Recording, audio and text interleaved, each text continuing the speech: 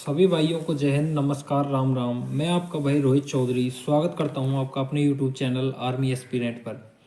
तो भाई अभी अभी एक वैकेंसी निकल के आई है CISF कांस्टेबल ट्रेडमैन की, जो कि 1161 वैकेंसीज पर निकल के आई है।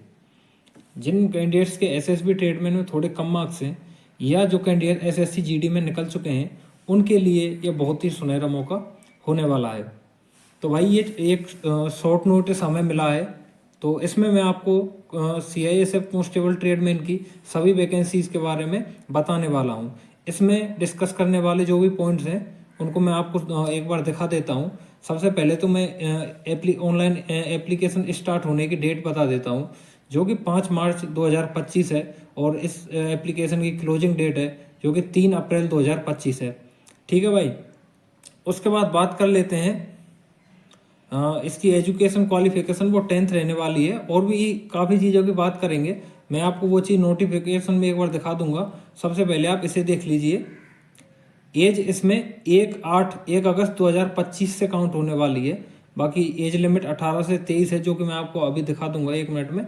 और बाकी इसमें सबसे ज़्यादा नोटिस करने वाली चीज़ यही है, ये टोटल 1100 वैकेंसी पर पोस्ट निकल कर आई है।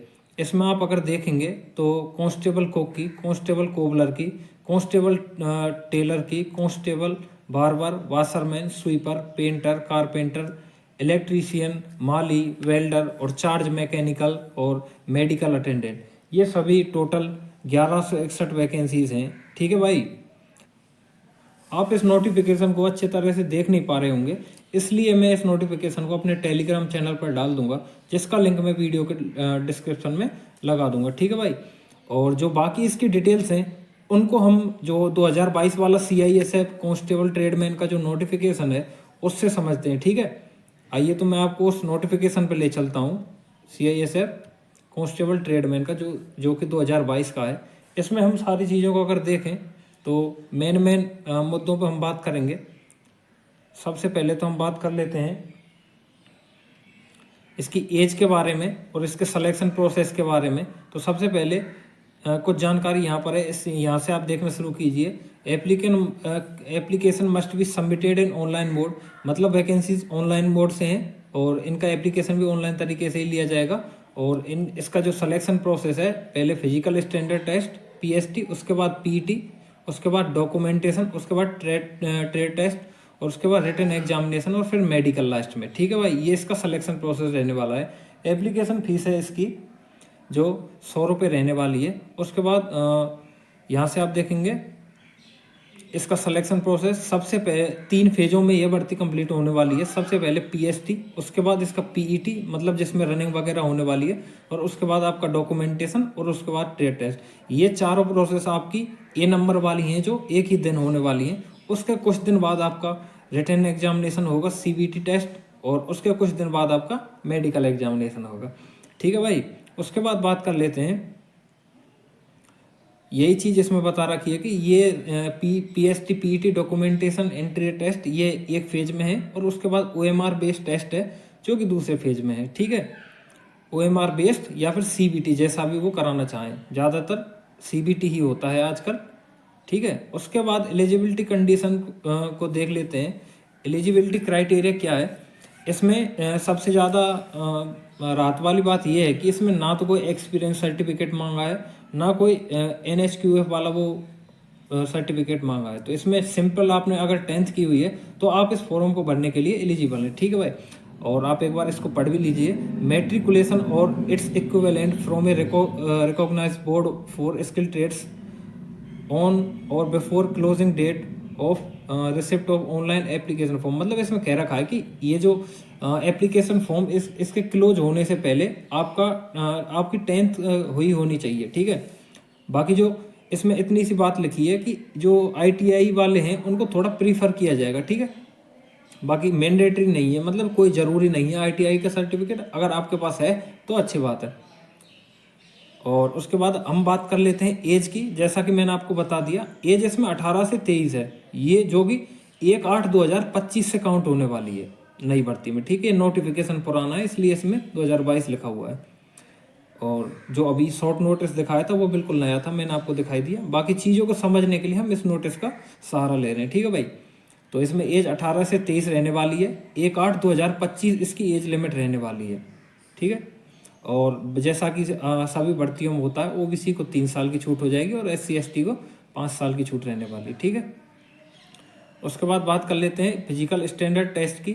तो इसमें सिंपली मैं बता देता हूँ, इसमें थोड़ा सा कन्फ्यूजन है कैंडिडेट्स को, तो मैं श्योर कर देता हूँ आपको। इसमें हाइट 170 सेंटीमीटर ही रहने वाली है, और जो चेस्ट है मेल का 80 से 85 सेंटीमीटर रहने वाला है, जो कि 80 नॉर्मल और 85 एक्सपेंशन के बाद 5 सेंटीमीटर का, ठीक है। ये मेल के लिए बताया मैंने। और फीमेल के लिए अगर हम बात करें तो फीमेल की हाइट है जो 157 सेंटीमीटर रहने वाली है, और चेस्ट वगैरह का उनको मैंडेटरी होता नहीं। और उसके बाद रिलैक्सेशन की बात करें तो ये कुछ कैटेगरीज हैं, इनमें हाइट का रिलैक्सेशन मिल जाता है। अगर आप इन कैटेगरीज से गढ़वाली, कुमाऊनी, गोरखा, डोगरा, आप एक बार इनको पढ़ सकते हैं आराम से। तो आपकी हाइट 165 सेंटीमीटर चल जाएगी, और फीमेल की 155 सेंटीमीटर चल जाएगी, और मेल का चेस्ट 78 से 83 चल जाएगा, ठीक है। और बाकी ST के लिए जो छूट है, वो ST की हाइट 162.5 सेंटीमीटर चल जाएगी इसमें, और फीमेल की जो हाइट है वो 150 सेंटीमीटर चल जाएगी। और ST के कैंडिडेट्स, मेल कैंडिडेट्स के लिए जो चेस्ट है वो 76 से 81 चल जाएगा, ठीक है। ये सब मैंने आपको हाइट चेस्ट का मेजरमेंट बता दिया है। बाकी मेडिकल स्टैंडर्ड टेस्ट जैसा होता है वैसा इसमें हो जाएगा। इसके बाद मैं आपको इसकी एप्लीकेशन फ़ीस बता देता हूँ। तो इसकी जो एप्लीकेशन फ़ीस है वो 100 रुपये रहने वाली है। और जो फीमेल कैंडिडेट्स हैं, और जो मतलब मैं आपको समझाऊँ कि जो फीमेल कैंडिडेट हैं और जो SC ST वाले हैं, उनके लिए कोई भी फीस नहीं रहने वाली है, ठीक है। बस जो UR और OBC के कैंडिडेट और EWS के कैंडिडेट्स हैं, उनके लिए 100 रुपये फीस रहने वाली है। और उसके बाद हम बात कर लेते हैं थोड़ा सा 11 नंबर पॉइंट पे। 11 नंबर पॉइंट में भी कुछ इंपॉर्टेंट है। ये रहा फिजिकल एफिशिएंसी टेस्ट। तो मतलब रनिंग वगैरह में क्या क्या होने वाला है, मैं वो आपको क्लियर कर देता हूँ। सबसे पहले तो देखेंगे फॉर मेल कैंडिडेट्स के लिए। पहले तो सबसे पहले मैं आपको बता दूं, पहले तो हाइट वगैरह नापेगी। अगर आपकी हाइट और चेस्ट अगर बैठते हैं, उसके बाद आपको PST के लिए ले जाया जाएगा। उसके बाद आपकी रनिंग होने वाली है। तो इसमें आप चेक कर सकते हैं, जो मेल के लिए है वो 1.6 किलोमीटर मतलब 1600 मीटर की रेस है 6.5 मिनट में। और जो फीमेल कैंडिडेट्स के लिए है वो 800 मीटर की है 4 मिनट में, ठीक है भाई। उसके बाद डॉक्यूमेंटेशन में भी आप देख लो, इसमें कोई ट्रेड टेस्ट वाली चीज़ का जिक्र किया नहीं गया है। एजुकेशन सर्टिफिकेट है, फिर डेट ऑफ बर्थ सर्टिफिकेट, और उसके बाद domicile certificate, ST caste certificate हो गया ये।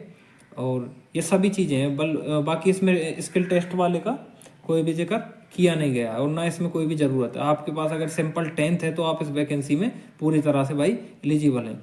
उसके बाद सबसे अच्छी चीज़ मेरे को इनकी CISF वालों की ये लगी कि आपके जो स्किल टेस्ट होने वाला है ना उसी दिन, तो आपको पूरी तरह से प्रिपेयर करने के लिए बिल्कुल इन्होंने परफेक्ट तरीके से चीज़ें बता दी हैं। अगर आप कुक से हो तो आपको cooking of chapati and rice, cooking of vegetables, dal sambar, idli ETC, cooking of meat, fish, egg और खीर, ये सभी चीज़ें आपको आनी चाहिए। मतलब एक एक ट्रेड का पूरा इन्होंने आइडिया आपको दे दिया है। उसके बाद बूट मेकर में कोबलर या कोबलर कह सकते हैं इसे, polishing of shoes, handling of tools, cutting of leather, repair and stitching of shoes.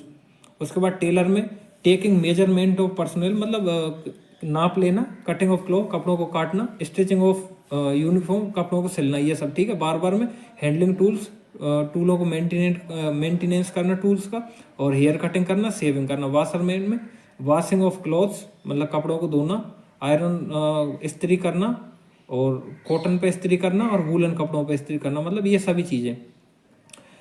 और स्वीपर का झाड़ू लगाना, टॉयलेट्स को क्लीन करना, बाथरूम को क्लीन करना। पेंटर में कलर और पेंट के बारे में नॉलेज होनी चाहिए। और उसके बाद साइन बोर्ड वगैरह हैं उन पे पेंट करना, जो बोर्ड बने हुए होते हैं, और पेंटिंग और ड्राइंग, ये सभी चीज़ें आनी चाहिए। मेसन में आप देख लो, प्लम्बर, और इसी तरह सभी चीज़ों का इसमें दिया हुआ है। मेसन में देखो, उसके बाद प्लम्बर में, माली में, मतलब आपको प्रॉपर पता चल जाएगा कि किस तरह से आपको स्किल टेस्ट देना है और क्या क्या चीज़ें आपको तैयार करनी है। उसके बाद 11.2 में लास्ट चीज़ मैं आपको बता देता हूँ, जो आपका CBT एग्ज़ाम होगा या फिर OMR पे होगा, तो उसमें क्या आपका सिलेबस और किस तरह से रहने वाला है। तो मैं इसमें क्लियर कर दूँ, ऑब्जेक्टिव टाइप क्वेश्चन होने वाले इसमें 100, जिसमें 25-25 मार्क्स की मैथ, रीजनिंग, जीके और हिंदी या इंग्लिश में से आप जो भी चुनो वो होने वाली है। ठीक है भाई। और इसमें नेगेटिव मार्किंग रहने नहीं वाली है, यहाँ पे लिखा हुआ है, ये देखो नेगेटिव मार्किंग रहने नहीं वाली, इसमें कोई दिक्कत वाली बात है नहीं। और ये मिनिमम क्वालिफाइंग मार्क्स ये हैं, हालांकि इनका काम पड़ता नहीं कभी। और बाकी जो जानकारी है मैंने आपको इसमें सारी जानकारी दे दी है, इम्पोर्टेंट है जो। बाकी इसमें और कोई ज़रूरी बात है नहीं। तो भाई आपके लिए बहुत सुनहरा मौका है, ना इसमें कोई सर्टिफिकेट मांगा है ना कुछ और मांगा है। तो आप सिंपली इसमें फॉर्म भर सकते हैं और आराम से इसका एग्ज़ाम दे सकते हैं। अगर आपको जानकारी अच्छी लगी हो तो वीडियो को लाइक ज़रूर करें और चैनल को सब्सक्राइब ज़रूर करें भाई। बाकी वीडियो को यहीं ख़त्म करते हैं। धन्यवाद। जय हिंद।